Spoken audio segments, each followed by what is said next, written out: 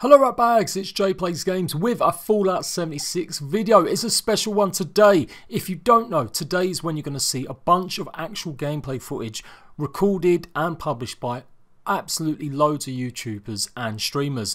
A bunch of people got invited to go and take a look at the game in West Virginia. It was a special event for certain YouTubers, gaming outlets, news outlets, etc. And we've got the first gameplay footage that I've come across today. I imagine there's going to be a lot more coming later, so don't be surprised if I come back with another video. So this first one is provided by Comic Book. They have got a YouTube channel and they uploaded a 6 or 7 minute video of a nuclear missile going off on the servers. This is proper gameplay, no pre-rendered bullshit, no extra effects applied to it or any sort of filters, pure Fallout 76 brand new gameplay. I'm going to leave the links for the website and the YouTube channel. You go and check it out in full for yourself. We're going to just take a quick look at some of the key aspects of this gameplay.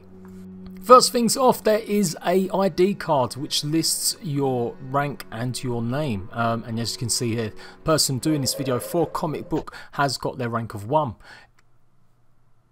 In the game, you can hear that warning sign, a nuclear strike is imminent. It actually shows the big red circle where that nuclear missile is going to fall, and it is directly opposite the Fallout 76 base. I've zoomed in a little bit just to give you a bit more of an idea. The map is looking fantastic. I love that there is loads of proper symbols, building signs showing you places around the map. Even though the map is meant to be 4 times larger, it still feels a little bit small zooming in and walking around. We guess I won't really know until I'm walking around it myself. Loads of interesting stuff though from this little map reveal. For one, it isn't clearly as marked as I thought it would be what zones are what. Obviously the more deserty looking zones are maybe where there might be more toxic or nuclear fallout sort of areas that got hit the most by bombs, but that's not a guarantee. I did expect to see more pronounced areas on the map, but it definitely does look like just a more traditional style map. You're not going to have these big outlined biomed areas. It just looks like a mostly forest and desert style.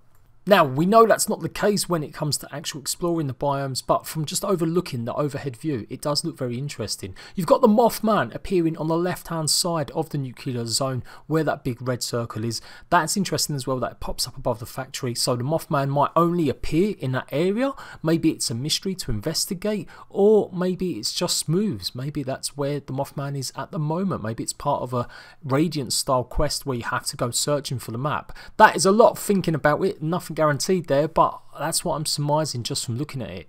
There is no shortage of locations to go and explore. We've got all sorts. We've got science fairs, actual proper fairs, we've got buildings, factories, all sorts of things going on. It's going to be amazing running around exploring this area. So back in the actual gameplay going live, and you can see you've got the squads on the left, we've got a tiny little butler robot going on there, golf course. This is all I think at the Fallout, or no, the presidential buildings, or where like the high ups might have been in West Virginia. Then we're going to fast travel to Vault 76. So they managed to get quite far in their gameplay session. You can see how much of a distance they covered. It takes a while to load up this next section, so the load screens from what I've seen are quite long getting into the game.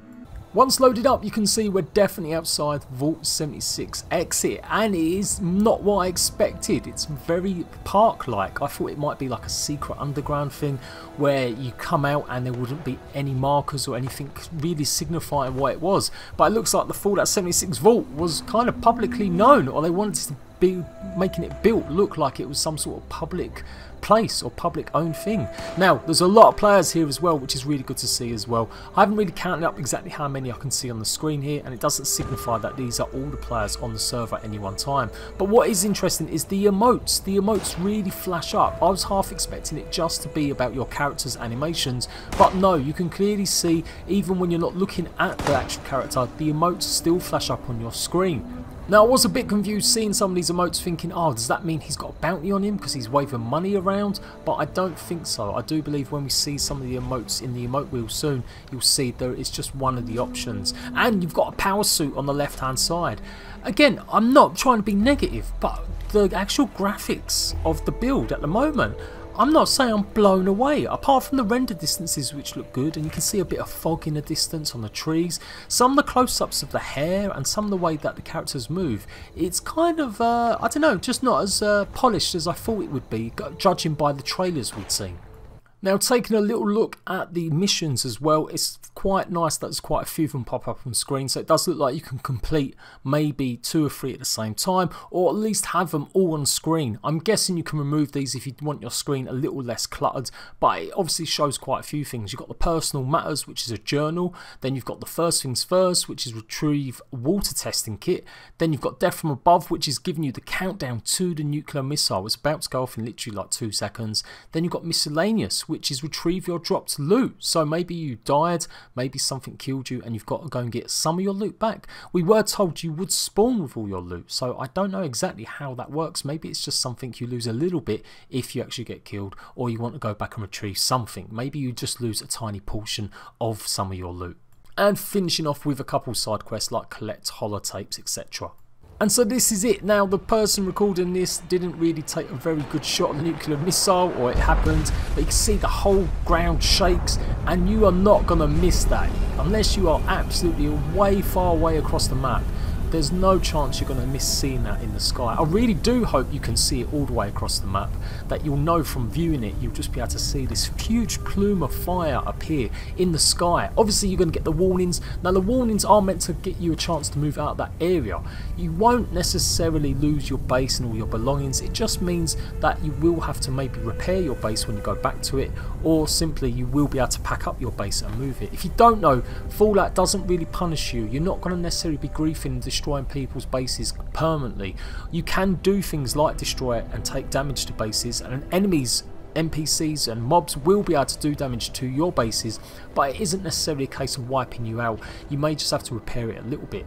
Now what's interesting here though is they're quite far away, but as the person goes a bit nearer, you start hearing the radiation sounds, the ticking that says it's toxic and they can't go in that area. They haven't got a suit, and so they're going to have to run up and get a power suit or a gas mask.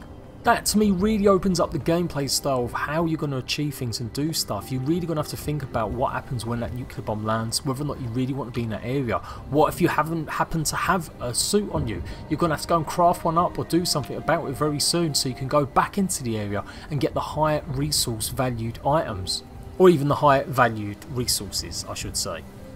Now we're going to pause it and take a look and just retake everything in that's just happened. So you've got this great big giant dust cloud. It looks like it's not going to disappear. The footage shows it's still there a good 30 seconds, a minute later, maybe even longer.